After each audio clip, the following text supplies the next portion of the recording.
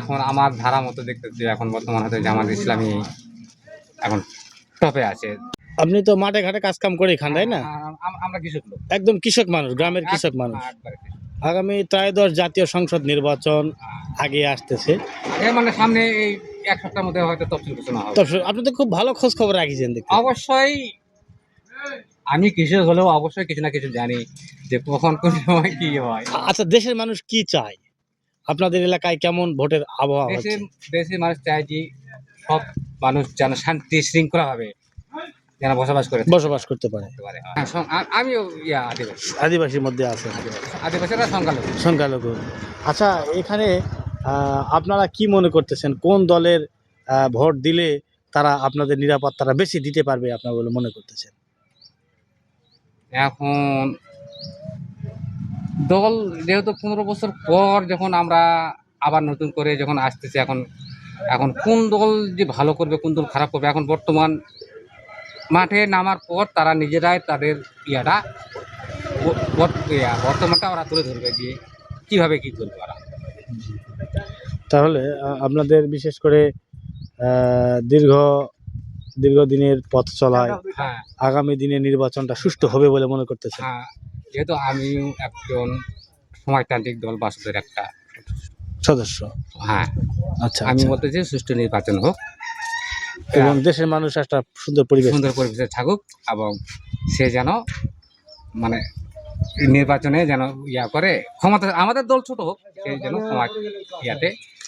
তবে যাই হোক, আমি একটা কথা বলি, যে আপনার একটু সাক্ষাৎকার নেই, আপনি কি মনে করতেছেন এই দেশের আবহাওয়া এবং নির্বাচন আবহাওয়া? দীর্ঘদিন ধরে ও বাই 15 হয়তো 10 দুটা ম্যাডাম ছিল। এখন আমরা দেখতেছি 2 ম্যাডামই বাদ, এক ম্যাডাম তো দেশ ছেড়ে পালিয়ে গেছে, এক ম্যাডাম আছে। এখন আমরা দেখবো যে নতুন এক সরকার জামাতে আমরা দেখতে চাচ্ছেন? হ্যাঁ, জামাতে দেখতে চাই। জামাতের মার্কা কি আপনি জানেন? হ্যাঁ, দাঁড়িপাল্লা। দাঁড়িপাল্লা। দাঁড়িপাল্লার অর্থটা হচ্ছে কি সমানে সমান, সমানে সমান। আচ্ছা, ব্যালেন্স রক্ষা করবে। আচ্ছা, আপনি কি মনে করেন এই বাংলাদেশটা বিভিন্ন সময়ে দুর্নীতিগ্রস্ত দেশ? আচ্ছা, জামাত ক্ষমতায় গেলে কি দুর্নীতি দূর হবে মনে করতেছেন? জামাতে গেলে দুর্নীতি অবশ্য দূর হবে।